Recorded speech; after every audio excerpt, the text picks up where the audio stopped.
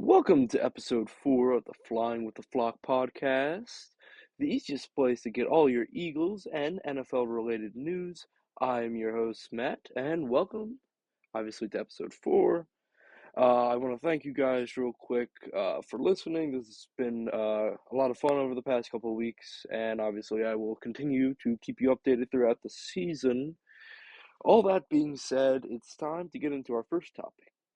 The Jets versus Patriots game on Thursday night was a blowout in the Jets' favor. This Jets team definitely looked more complete than they did in the past. Rodgers definitely looked a lot better in this game. It seemed like he had a lot more zip on the ball, it seemed like, and he seemed more mobile, which contradict what I kind of said last week, where I thought he would have to progress into just a pocket passer. But he was able to get outside of the pocket, run a little bit. He never really ran or got rushing yards per se, but he did scramble outside just to extend the play a little bit, just to see if he could get Garrett Wilson, Alan Lazard open. Have a really good running back duo there that I wouldn't have predicted. They have Braylon Allen, who had 11 carries for 55 yards, and Brees Hall for 16 carries for 54 yards on a touchdown. Uh, Although those statistics aren't huge, they definitely came into it as a big factor because the Patriots had to focus on them. Because if they didn't, they would have let up big runs to this offense. And Aaron Rodgers was pretty good. He went 27 for 35, 281 yards and two passing touchdowns, no turnovers on the day.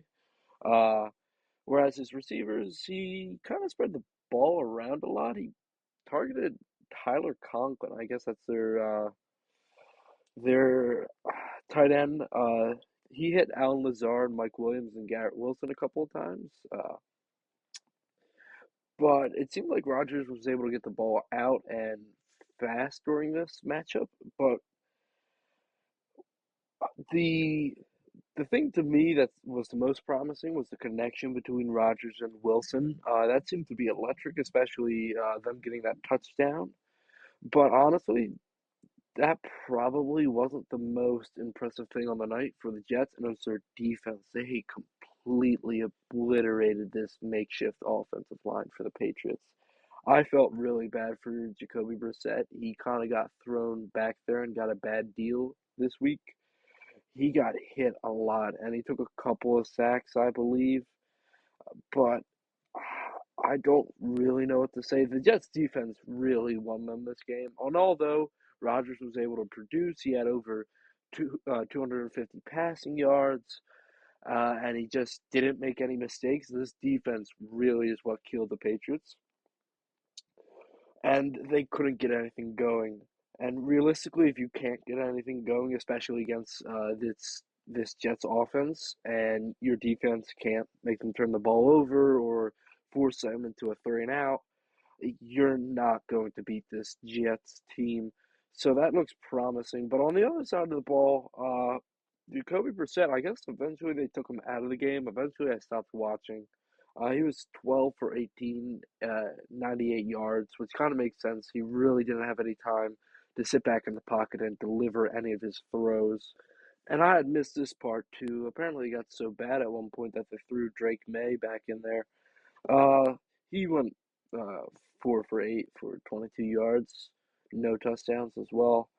I, that, I don't really know what to say. I knew they had a lot of injuries along that offensive line, so it was smart for the Jets to target just the pass rush and hit the quarterback. The Patriots just uh, took too many hits, and they how they beat the Bengals and nearly beat the Seahawks was they dominated the time of possession. They set the tone of the game, and the Jets just came out and really didn't allow this Pats team that has looked really strong over the past few weeks to set the tone.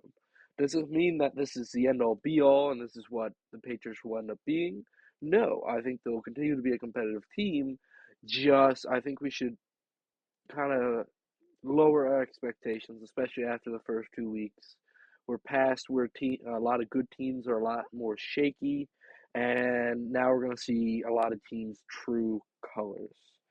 Speaking of true colors, after dropping Monday Night Football to the Falcons at home by 3 points, I believe we lost, we go on the road and we beat the New Orleans Saints 15-12. Now the Eagles, they had their work cut out for them, especially against this offense. This offense, I believe I saw a statistic somewhere that they over the past two games they averaged 45 and a half points on offense, which is amazing. And I, we'll get into the Saints in a little bit here, but the fact that this defense played as well as it did and kind of held on. I mean, looking at it, I know Zach Bond led the team in tackles. I believe Jalen Carter got a sack or two. I know Brandon Graham got a lot of pressure. So did Josh Sweat. This offensive line looked a lot better, especially after the Falcons loss, where they kind of got torn to shreds, especially by this dynamic Falcon offense. Uh, but a Reed Blankenship had the game-sealing interception. The Ghost was able to has two interceptions on the season, and obviously leads the team in interceptions right now.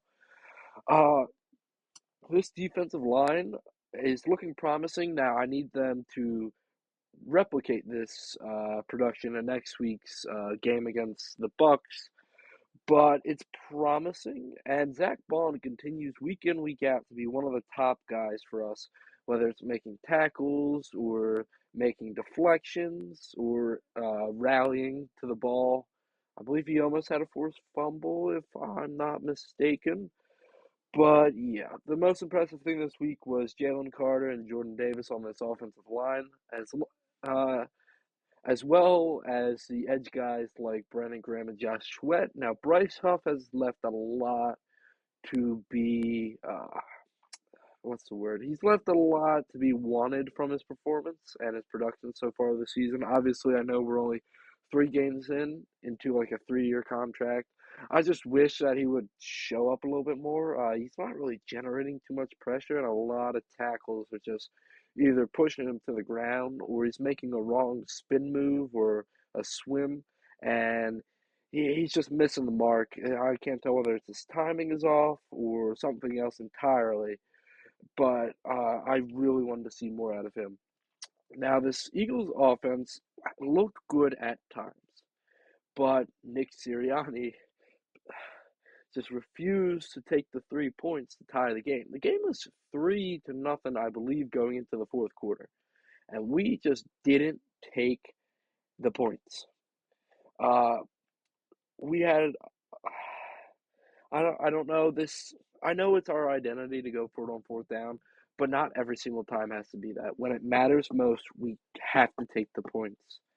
And Nick Sirianni, if you continue to do this, people calling for your heads are going to be heard out by the higher ups. You have a talented squad, but you are hindering them by your coaching, and it showed on Monday night against the Falcons and Sunday against the Saints. The play calling on defense looked a lot better from Vic Fangio, and the play calling somewhat suspect on offense, especially in the passing game. They made Devontae Smith try to play wide receiver like AJ Brown, especially on their one Hurts interception, which wasn't that great. He could see that Smith was covered, but I don't know, man. You can't call Devontae Smith to be a big body wide receiver when it's just not. He's just your underneath guy. He gets you the first down in space and he's fast, but he's just not good enough to be the big body receiver that's going to go up and catch it, especially if a safety is pressing him and Jalen Hurts forces the throw. That was a good play by Tyrann Mathieu jumping the pass or the reception to get the INT in the end zone. Although Jalen Hurts seemed to have a bad day, he didn't do horrible. Obviously, 29 for 38 is not like amazing, but it's not horrible either. At one point, I believe entering the fourth quarter, he was like 20 for 24, so he was really safe with the ball. He had 311 yards and obviously one interception. No rushing or passing touchdown on the day, which is kind of rare for Hurts. Normally gets one or the other. Uh, but yeah, Hurts, although slightly underwhelming, just did enough to get us a win. Obviously, the two stars of this week was Saquon Barkley with I believe 17 carries, 147 yards, and two touchdowns, especially with that big, long 65-yard touchdown run. He looked amazing, especially once they finally handed him the ball in the second half. Though, in Kellen Moore's defense, the running game really couldn't find any holes early on, especially in the first quarter. The Saints defense plugged a lot of the holes, so they're going to have to work on moving people a little bit better. And the other star was Dallas Goedert, joining an exclusive club of tight ends that average uh, 10 receptions and 170 receiving yards in a game before. So congratulations to those two guys. Those guys get the gold stickers today for the Eagles, which doesn't mean much in this 15-12 win. We just did enough to play a little bit better than the Saints, which I will touch on the Saints in are when we look at all this week's past games. So, moving on to the recap of this weekend's past games. Obviously, we already kind of touched on Jets Patriots. Let me just say, as a retrospective, I believe this is probably the team that the Jets will end up beating, and will probably go into an arms race against the Bills, but probably fall a little bit short of winning the division. But we're just gonna have to wait and see. I want to see the Jets consistently do this, and again, the Patriots are going to be a competitive team, just as long as they can protect their quarterback. Again, I think it's a smart idea to just have Jacoby Brissett be the starter for a while now, especially after seeing this offensive line. You cannot have Drake May taking these hits, especially if you want him to be the future of your franchise. An upset, I guess, kind of. I mean, kind of. The Giants beat the Browns 21-15, putting both teams to 1-2 on the season. Daniel Jones actually looked pretty good. He didn't turn over the ball at all. He went 24 for 34, 236 yards and two touchdowns on the day. That's quite impressive from Danny Dimes, especially after looking very pedestrian over the past couple of days. Rushing, there wasn't anybody that overly stood out. Obviously, you have their main back, Devin Singletary, with 16 carries and 65 yards. But the man of the hour of this game was Malik Neighbors.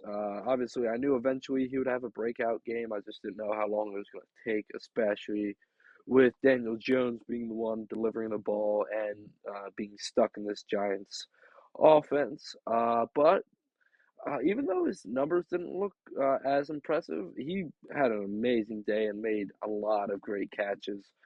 He had 8 receptions for 78 yards and two touchdowns on the day.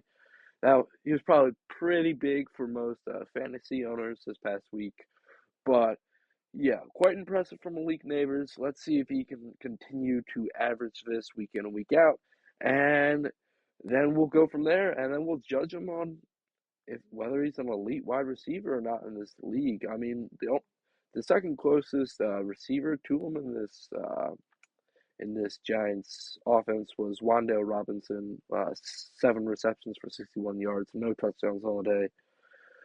Looking at the Giants defense, they really didn't have any turnovers. I mean, they got to Deshaun quite a few times, especially Dexter Lawrence with 2 sacks.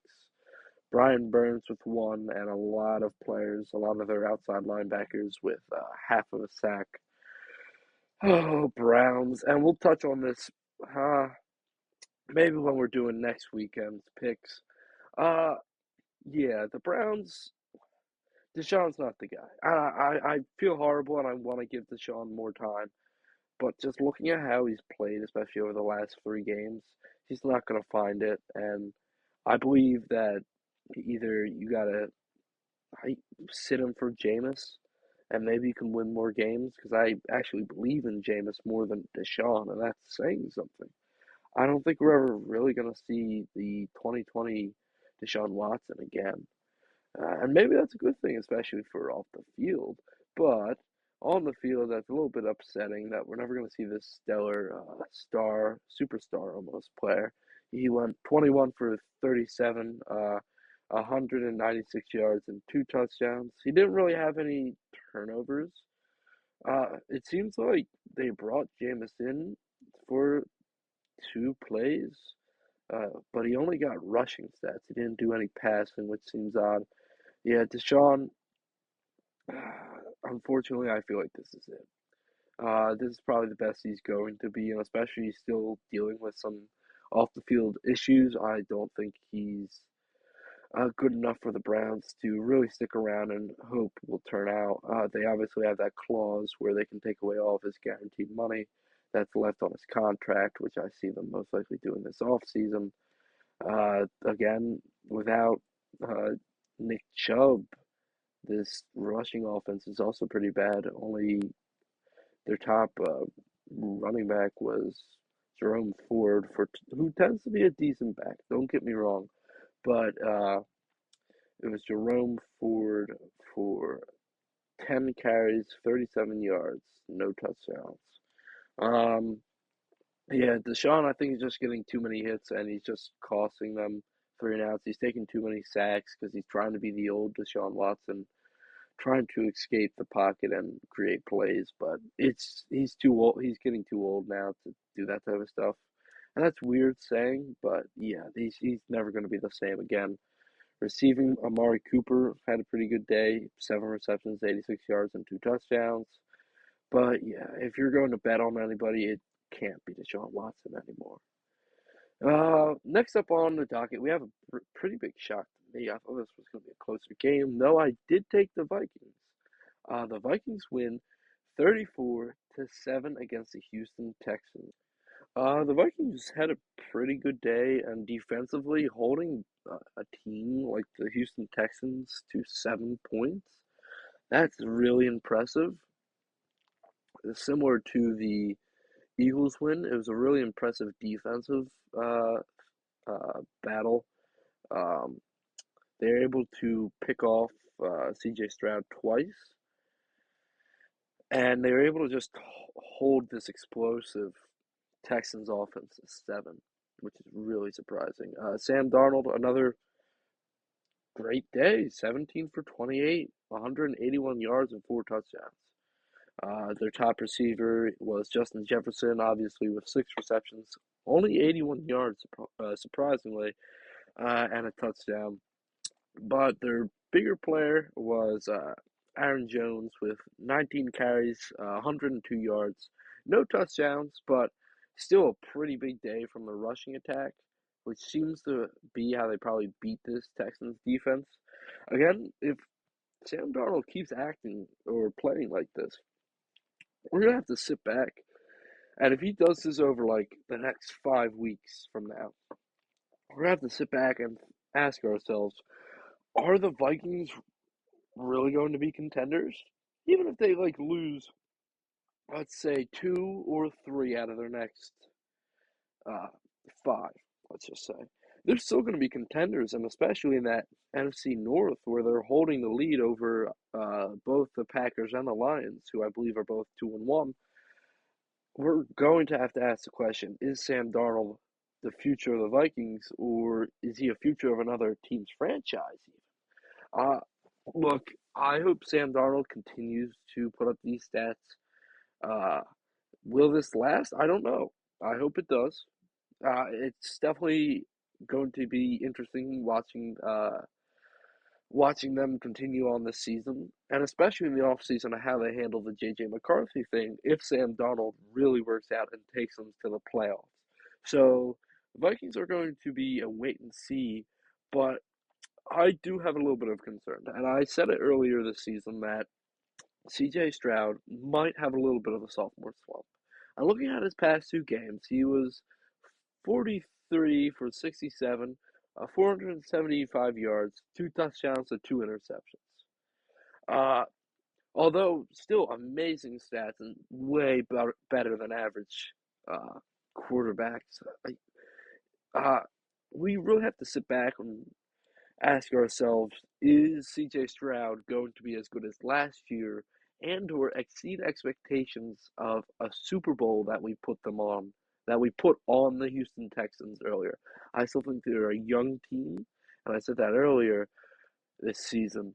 I believe CJ Stroud has room to improve, which is always a good thing. There's always room to improve. But I'm not sure if a Super Bowl runs in their future. Again, they could get hot at the end of this year. CJ Stroud plays lights out. They go on a Super Bowl run, yada yada. But we have to sit back and ask ourselves, if they go against good defenses like the Vikings, are they going to be able to stand up against other teams? I don't know. We're going to see how both these teams fare, especially over the rest of the season. They're both in really good positions, especially in their divisions. So we're just going to have to see how this plays out. Looking at the next game, Bucks Broncos. I don't know what happened to the Bucks here, honestly. I mean, Baker had 25 for 33, 163 yards, a touchdown, and an interception. Not great, but not horrible either. Not the worst stat. Their rushing game, their top back, Rachaad White, just couldn't get anything going. Only 6 carries for 17 yards. The receiving was really quiet. I mean, if Mike Evans has 2 receptions for 17 yards, I don't think you're going to win the game. You're not Tom Brady. Uh, yeah, just really disappointing loss for the Bucks, but really impressive the uh, for the Broncos. I know Bo Nix rushed for a touchdown, but he didn't pass for one. Uh, he went 25 for 36, 216 yards, no turnovers. That's important. He's shown a little bit of progress. He's not turning over the ball as much, which he was doing earlier this season or a couple games ago. Uh, yeah, rushing attack was pretty even as well. Yeah, Tyler Batty, their top back, 9 carries for 70 yards, and Bo Nix, 9 carries for 47 yards and a touchdown. So impressive outing for the Bucks. I mean, for the Broncos, they just gotta keep uh, moving forward like this, and they might actually be able to come back from starting 0-2. That doesn't mean they're going to make the playoffs. Again, they're probably going to be one of the worst teams, but we're going to see where this momentum takes them. Next up, we have the Packers Titans. I'll just keep this one brief. This was a really good outing for the Packers, uh, especially on defense. Malik Willis was quite serviceable again, and he over the past 2 games he really hasn't turned over the ball. I'm pretty sure. It's not like he's thrown for like 300 yards a game, 2 or 3 passing touchdowns a game, and like throwing for like 30 attempts a game, but he's just doing enough that he's not costing his team the loss. And I think we have to really sit back and wonder whether Malik Willis is going to be a serviceable backup or even starter in this league past this year. Obviously, with Jordan Love coming back, he will obviously be the starter. But we have to sit back and wonder, is Malik Willis the real deal? Did the Texans miss out on him? And looking at the quarterback they're starting now, being Will Levis, having a rookie throw for 34 yards any game isn't like that great. I mean, we saw with Bo Nix, and he didn't really turn over the ball. I just called Will Levis a rookie. Jesus. Will Levis is not a rookie, but in my eyes, he essentially is. This is the first season that he's starting. I'm not sure he's going to finish the season, though. He has 2 interceptions. I mean, I don't know how many interceptions he's had on the year so far. Let's see.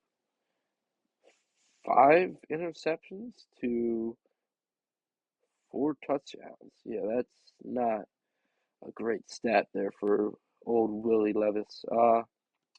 Yeah, Titans fans, an 0-3 start is really concerning, especially with the turnovers that Will Levis is having. The potential is there, but it's just too many dumb mistakes that are costing you the games. I'm sorry, Titans fans, but you guys might end up finishing dead last in the NFL. But yeah, good win. for Will Levis and the Packers. Again, we'll have to, and we'll probably talk about this. This will probably be a storyline over the offseason of whether Malik Willis goes to a new organization. I don't think his contract. No, his contract might be up after this year. Or no, it might be his fourth year, his next year. So we're just gonna have to wait and see with that. But moving on to a division rival, the Packers and of the Titans. Wow, the Bears played the Colts, and I'm pretty sure keeping this news fast quickly. If you're forcing Caleb Williams to throw for 52 attempts, you're not going to win the game. And he turned over the ball twice, but he passed for 2 touchdowns. The rushing game just couldn't get anything going. I don't even know who their top rusher was. Roschon Johnson had 8 carries for 30 yards. The next best back was DeAndre Swift with 13 carries for 20. After that, it drops off real quick with Khalil Herbert, 4 carries for 9 yards. Yeah, the Bears have to get this rushing game going to take off pressure off of Caleb Williams. Their defense is doing well, but because their offense isn't producing, we're not going to see the defense we saw last year with takeaway opportunities. Colts fans, I don't think Anthony Richardson is the guy. There's apparently rumors and speculation that inside the organization that they're starting to feel that Anthony Richardson is not their quarterback of the future. I mean, I don't think he would be either if he's going 10 for 20, 167 yards and 2 touchdowns to no, I mean, 2 interceptions to no touchdowns. Uh, yeah, it's just hasn't been that great of a season for Anthony Richardson, and I hope he can turn it around. But he has 6 interceptions to 3 touchdowns on the season and a 55.9% completion rate. He's attempting I don't know, he's like attempting maybe 20 passes a game and he's completing around 10 a game. And he's averaging like around 200, if not less than that, yards per game on the in the air. So Colts fans, that's a reason to worry. I mean, and plus he's not getting anything done with his legs. He had 8 carries, but for only 24 yards. Jonathan Taylor though was a bright spot for you guys. He had 23 carries, so they worked him pretty hard for 110 yards, 2 touchdowns. Impressive, impressive day. Colts, I don't think this is your year. You're not even. I don't even think you should attempt it.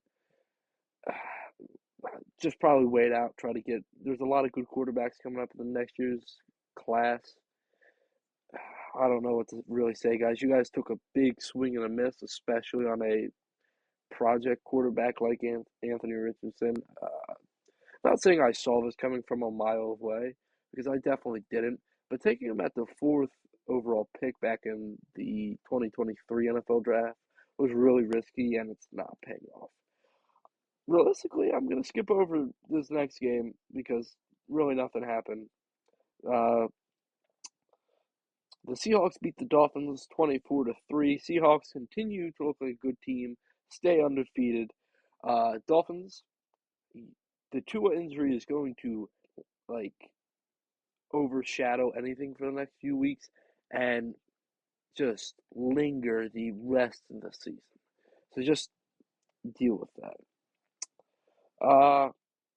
Another pretty big game, surprisingly. Panthers beat the Raiders 36-22.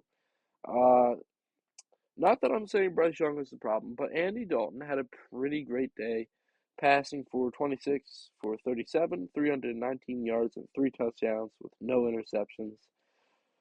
Their top back, Chuba Hubbard, uh, had 21 carries for 114 yards. And originally, I had got my one friend who's a Panthers fan to give me a quote about their season so far. And I don't even think I want to. read it out anymore because this is a pretty decent win, especially against a team that beat the Ravens. So I kind of have to give my hats off to Andy Dalton here, and I'm kind of disappointed in the Raiders. I think Aiden O'Connell eventually started. I'm not sure if Gardner Minshew is injured or not. Uh, I don't know. Yeah, Raiders, you gotta get yourself together here. You guys were the ones talking the most trash against your division rival, Super Bowl champion, Chiefs, and you guys are losing to the Panthers. Uh, if that doesn't come back to haunt you of that Kermit the Frog puppet, I don't know what will. But yeah, good job, Panthers. Like to see it even more. I'm not even saying Bryce Young's a problem here because they threw this rookie quarterback behind a bad offensive line last year, shaking his confidence up, and they asked him to do the same thing, just almost with worse receivers, with an older Adam Thielen, uh, and an overrated wide receiver in Deontay Johnson. But apparently, Andy Dalton, the Red Rifle, can get it done. So, yeah, maybe if the Panthers lose next week, I'll read you guys a quote. But until then, Panthers, keep trying to win. A pretty big game. Lions beat the Cardinals 20-13. This, I guess, was a really good defensive game. Jared Goff had an interception. I'm pretty sure he's had a couple on the season so far. Uh, yeah, he has four interceptions to only three passing touchdowns on the season. That's not too great there, pal. Need to uh, need to not turn over the ball as much. He went 18 for 23, 119 yards and two touchdowns. So he did make up for it. He did produce a little bit. The ground game was pretty good between their top two backs. David Montgomery getting more of the carries with 23 carries, 105 yards, and a touchdown. Jahmyr Gibbs, 16 carries with 83 yards, no touchdowns, but he did have a receiving touchdown, which was for 20 yards. So impressive. It said he didn't get a reception, even though he did. It was just a pitch back from Amon-Ra St. Brown. Uh, speaking of Amon-Ra St. Brown, a pretty good day. Seven receptions for 75 yards and a touchdown. Pretty good. The next best receiver was Brock Wright, uh, um, who I've never heard of this guy. He had four receptions for 34 yards. No, he might be a backup tight end, I think. Jameson Williams, after a couple good weeks, has just completely disappeared. He had one reception for 9 yards, no touchdown. Yeah, JMO, for saying that you're going to break out this year and talking all this trash, that you're going to lead the league uh, in receiving yards and receiving touchdowns, today was not a good look for you. On the other hand, Kyler Murray kept it interesting. Went 21 for 34, 207 yards, a touchdown, and an interception. Solid performance. It probably would have been even better if he didn't turn over the ball. Uh, but I believe that was a deep throw to the end zone. So it's not like it was a stupid one. He was just testing to see how strong the safeties were covering. I don't know. It was probably Marvin Harrison Jr., if I had to assume. What's more concerning is that Kyler Murray led their team in rushing. He had five carries for 45 yards and no touchdowns, with the second best back being James Conner for nine carries and 17 yards, no touchdowns. That's slightly concerning. They probably should get that back up. Receiving, really quiet. Michael Wilson was their top receiver in receiving yards at eight, but tied Marvin Harrison Jr. for 64 yards. But Marvin Harrison Jr. had one touchdown on the day. Overall, like I thought it was going to be, it was a really competitive game. It seemed like, and both defenses really showed out during this game. So impressive. Next up, we have 49ers Rams. Rams upset the 49ers 27-24, and I know it was on like a last play field goal. The 49ers tried to do a hook and ladder. kind of improv game, improv play. So yeah, Brock Purdy again didn't have a horrible day. He went 22 for 30, 292 yards and three touchdowns. All three of those touchdowns were to Juwan Jennings, who had 11 receptions, 175 yards, which beat out which should be their number one wide receiver, Brandon Ayuk, who had five receptions for 84 yards. Since getting paid, he has not been that productive. Looking at his season stats for so far, uh, he's he has 11 receptions on the season, and his most came in this most recent game where George Kittle and Debo and CMC were not available. And he has only 119 yards on the season, no touchdowns. Yeah, for making a big stink, yeah, I'm not sure he was really worth it right now. I guess we're just gonna have to wait and see how he pans out. Obviously, he's stuck with the 49ers for another 4 years, but yeah, it's really early to tell for that, for his contract, whether that's gonna pay out. But right now, he's just not producing. Jordan Mason, another solid day, 19 carries for 77 yards, no touchdowns. Uh, yeah, I don't believe the defense really stepped up either for the 49ers. And missing George Kittle, CMC, and Debo. This is slightly concerning for the 49ers, but uh, the Rams are a competitive team, and I did say that. Uh, Looking at how Matthew Stafford played for the Rams, he was 16 for 25, 221 passing yards, and a touchdown on the day, no interceptions, where their star player of the day was definitely Kyron Williams with 24 carries, 89 yards, and two touchdowns on the day. And on the pass catching group, Tutu Atwell, four receptions, 93 yards, led all the receivers. So yeah, big day for Kyron Williams. He also, sorry, my bad. He also had a third touchdown, a receiving touchdown. So yeah, big day, big win for the Rams. They're able to beat the 49ers, which I'm pretty sure over the past couple of years, that's definitely been difficult. Sean McVay showed that he got it. Matthew Stafford still showed that he still has it. So I'd like to see them use this momentum and build into something else. Yeah, we'll cover who they play next in next weekend's predictions. Next up, is Ravens Cowboys. I have a couple of notes for this, so I'll just keep this quick. Lamar and the Ravens, especially their rushing offense, looked really efficient. I believe they had over 200 rushing yards on the day, especially against this soft Dallas defense. Uh, Lamar was pretty good through the air. He only passed 15 times for 182 passing touchdown or passing yards, and one passing touchdown on the day. Henry was really the highlight with 25 carries, 151 yards, and two rushing touchdowns on the day. Their pass catching group was good when it mattered. Uh, but looking at this Cowboys offense, it's not like they were bad. A lot of their numbers came in the fourth quarter when they started to make a small comeback. Dak Prescott won 28 for 51. You're never going to win, especially if your quarterback passes over 50 times, for 379 passing yards and two touchdowns. On the ground, they could get nothing going. Their top running back was Rico Dowell for 8 carries, 32 yards, no touchdowns. Dak Prescott was their second best back, having 2 carries for 7 yards and a touchdown.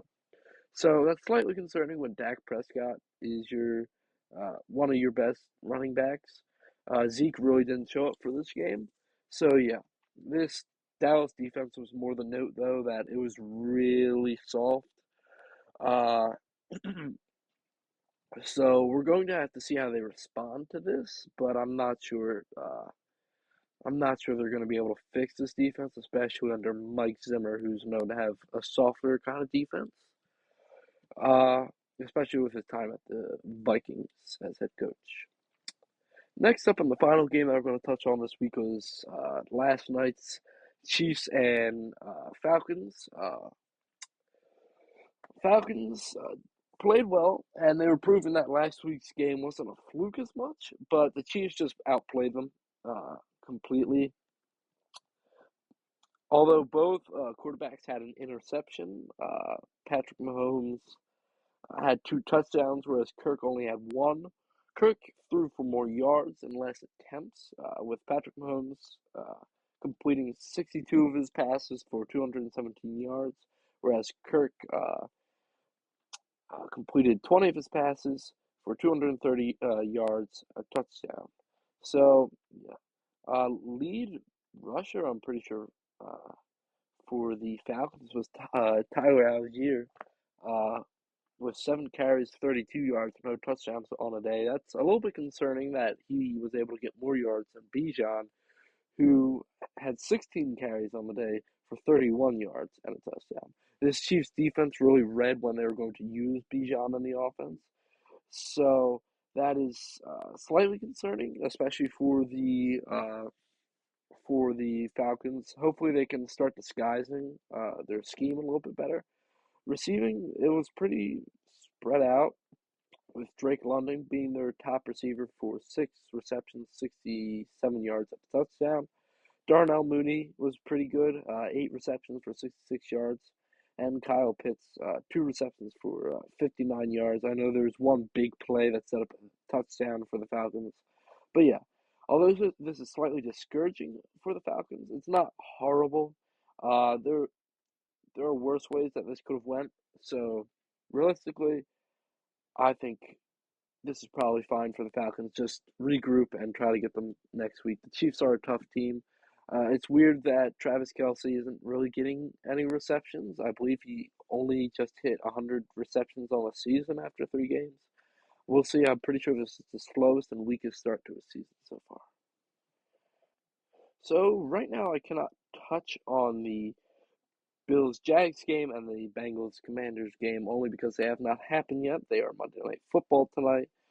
Bills Jags is at 7:30 tonight, whereas Bengals Commanders are at 8:15 tonight. So yeah. Uh Again, I believe last week I picked the Bills to beat the Jags and the Bengals to beat the Commanders. Both I feel like the Bengals Commanders game is definitely going to be a lot better.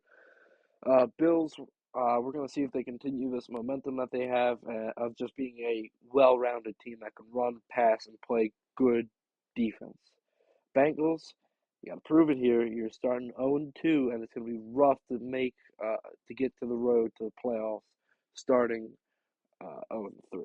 Commanders, you just got to prove that you were tied with the Cowgirls and the Eagles at one point.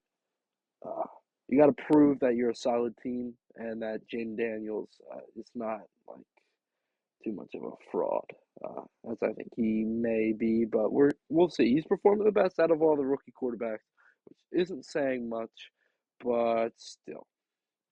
All right, so looking at the NFL standings, and we'll probably do this every other week. We'll look at the NFL standings around the league. The Bills are atop the AFC East at 2-0. Obviously, tonight we'll see whether they're going to be tied with the Jets, who are currently in second place at 2-1. Both the Dolphins and the Patriots are having a rough time, both tying for last at 1-2. At the AFC West, the Chiefs are sitting up upon the division 3-0. Chargers in second place, just dropping their first game, 2-1. I actually don't believe we touched on the Steelers Chargers game. Justin Herbert got injured, and the Steelers are looking pretty good, but we'll get to the Steelers in one moment. Uh, Broncos and Raiders are both tied for last. Raiders, I'm expecting more from you guys. Broncos, uh, if you guys don't finish last in the division, I actually think that should be counted as a success. And if Bo Nix can eventually find his groove and play well, that should also be considered a success. Looking at the AFC South, We have the Texans, who are atop the division at 2-1. I don't think this division is going to be too hard for them to win, especially with the next best team being the Colts at 1-2, who really aren't showing too much promise, only beating really bad teams like the Bears. Uh, the Jags could be 0-3 tonight. We'll see. I think they'll probably start out 0-3 now, I guess. Uh, but yeah, and obviously the Titans are at the bottom, being 0-3. So it's not a good place for Titans and Jags fans right now. Even if the Jags win, it would have to be a really impressive win for them to show anything or to prove anything to me. Showing any form of progress would be better than none. Showing improving from mistakes, especially from last week's loss against the Browns, would be better. But yeah, we're just gonna have to see how this plays out. And seeing how this plays out, the Steelers, the team that I projected to finish in last, is 0-3 off the back of impressive Justin Fields play. I don't even think you can uh, bench Justin Fields. I mean, without counting his rushing stats, his passing stats are pretty impressive. Uh, Although he hasn't thrown too much touchdowns, he hasn't turned over the ball that much. He only has an interception on the season, uh, which came in this most recent game, which is a really good defense, which is coached by Hardball, obviously. Uh, he has over 518 passing yards, and that's not including his rushing yards. So yeah, I think you have to ride the hot hand here, and if Justin Fields starts to falter, then you bring in Russ. But for now, stick with Justin Fields, and he'll probably keep you atop this division. Which surprisingly, the Ravens are 1-2 right now, which I thought they would probably be in contention for the top of the division. But right now, they're in the middle, uh, at number two, tied for second place with the Browns, who are also 1-2. Both teams I thought were gonna have a bigger season. But this division likes to eat each other alive, so we're going to see who ends up winning this. And obviously, the Bengals right now could be in last or could tie for second after tonight's game. But as of right now, they're 0-2 on the season, looking to improve and tie up this division. All right, going over to the NFC, we're at the NFC East with the Eagles upon the division. They could be tied with the Commanders, depending on how tonight's game goes. I do foresee that the Bengals will get a win when it matters most, uh, and this Commanders team will start to prove itself. Um, yeah, so I will most likely say that the Eagles are going to be atop the division after this week, and Cowboys and the Giants are both at the bottom of the division. The Seahawks, weirdly enough, are sitting upon the NFC West with the Cardinals, Rams, 49ers at the all tied for second. Seahawks keep it up.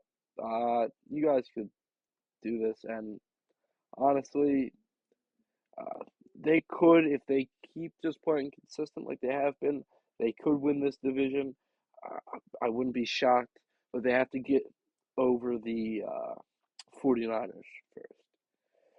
One of the more surprising divisions, actually, probably, yeah, one of the more surprising divisions is the Vikings sitting upon atop the NFC North at 3-0, with the Lions and Packers both tying for second behind, and the Bears being in last at 1-2.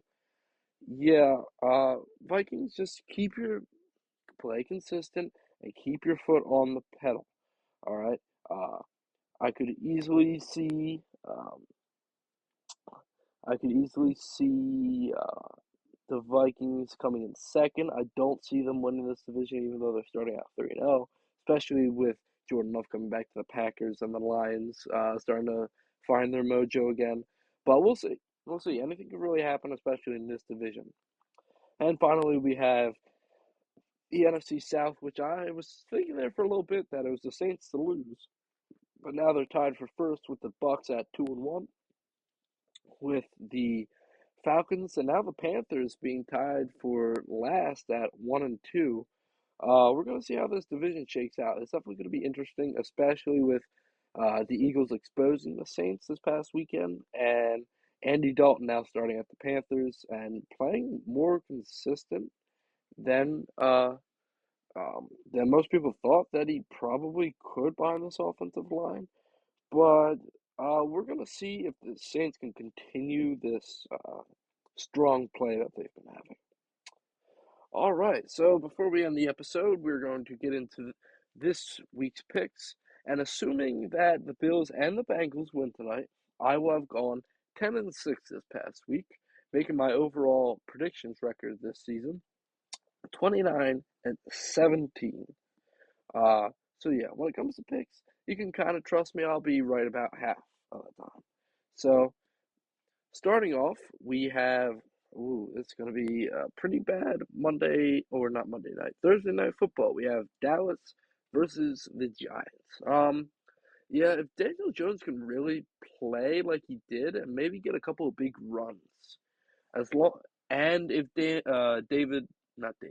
Devin Singletary can get going against a soft Dallas run defense, I could see the Giants possibly winning here, which is weird to say. But give me Dallas. I think that the secondary is too weak to handle this Dallas offense, and this will give Dallas fans false hope that they're a good team, even though that it's going to be their superstars winning it for them. Another pretty interesting game, we have the Saints versus the Falcons.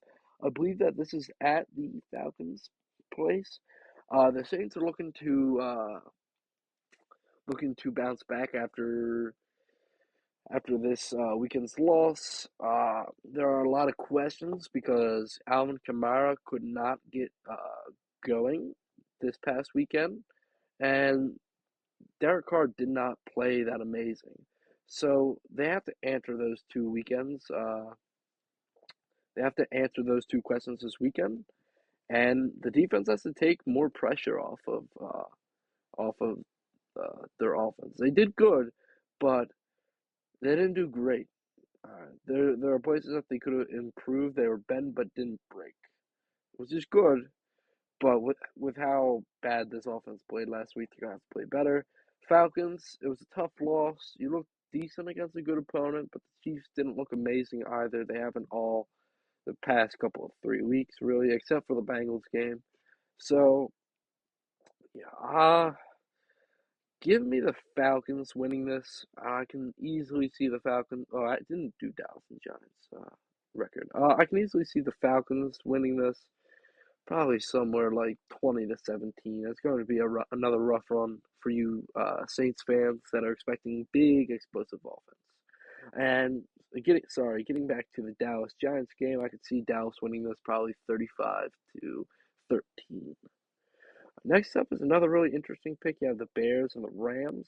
Give me the Rams, especially after this past week's performance with Matthew Stafford getting it done without Puka, without Cooper Kupp, and this just being a really young Bears team. Their defense was able to hold a pretty well coached 49ers offense. So yeah, I think they're gonna not manhandle, but they're gonna have their way with Caleb Williams a little bit still. And I think it won't be until later into the season that Caleb Williams starts to figure stuff out and gets it going.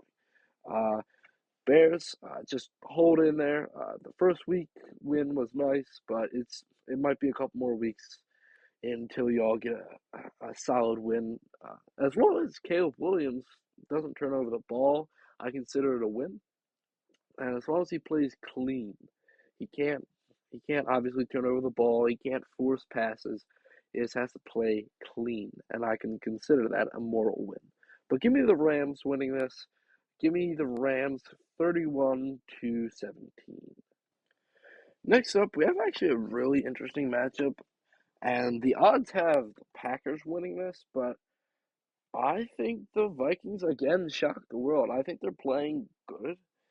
They're going to have one of their biggest challenges going up against this Packers defense that uh, obviously made Will Levis look like a fool, but I'm not so sure they're going to do it to Sam Darnold this week. I think I have the Vikings winning this.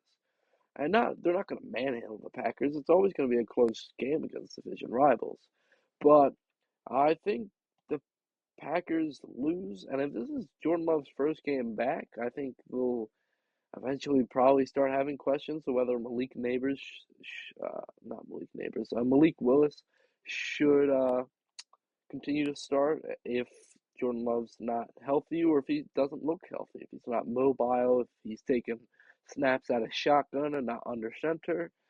Uh, yeah, and if Malik Willis plays, I don't really see the Packers easily winning this at all. It's going to take their defense stepping up and stopping this pretty consistent Vikings offense. And that means getting to Sam Darnold, making him see the ghost of Christmas past that he has been seeing over the past couple of years. But yeah, give me the Vikings, and I can see them winning this probably 28 to 24. Next up, we have Steelers Colts. Give me Steelers. Probably two or three turnovers in their favor. Probably two interceptions and one forced fumble. Uh, yeah, I easily see the Steelers winning this. Let's see. Their offense probably isn't going to be stellar, so give me the Steelers winning this 17 to 7. Next up, Jets Broncos. Even though Broncos had a good week this past week, this Jets defense is going to get after Bo Nix and going to pressure him, make him throw errant passes, which is going to turn into turnovers. So give me the Jets winning. Let's see, probably 27 to 13. I can see the Jets winning this game. Next up, we have Eagles Bucks. My only concern right now, even though the Bucks are coming off of a bad loss, is that the Eagles are probably going to be without Devontae Smith, without Lane Johnson, because they're both out with concussion protocol. I'm not sure how Mekhi Becton is doing. I don't think we've heard any injury news, but yeah, that offensive line, especially the right side, played well against the against that good Saints defense.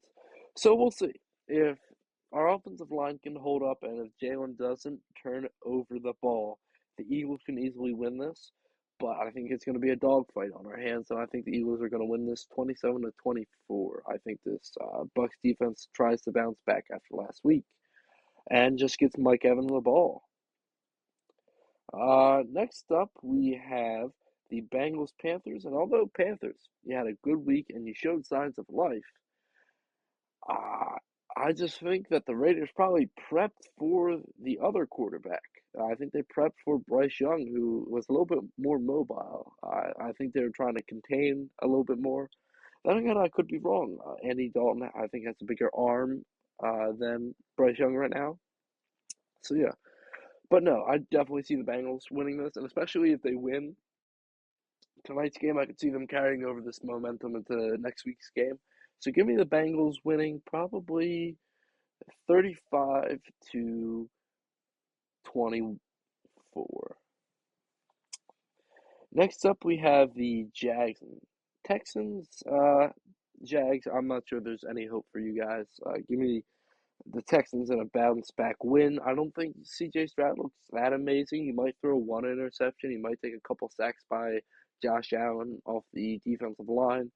But yeah, Texans get the win. They just have to get the ball to their playmakers, and they gotta hope that this running game comes alive. I'm not sure when Joe Mixon comes back, especially after that ankle injury.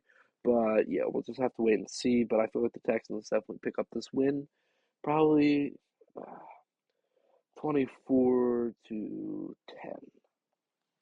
Next up, you have Cardinals Commanders, which is actually more of an interesting game than I would normally think. But give me the Cardinals winning due to Kyler Murray just having uh, more more of a veteran presence than Jane Daniel does on the field. Give me Kyler Murray winning in let's see, probably 24 to 13. Next up, Patriots 49ers. Give me Patriots. If the 49ers defensive line just gets the Jacoby Brissett or whoever's starting, I can easily see them winning this over the Patriots, no doubt. Unfortunately, I do think That's going to be closer than most people think, only because 49ers won't have all their weapons back.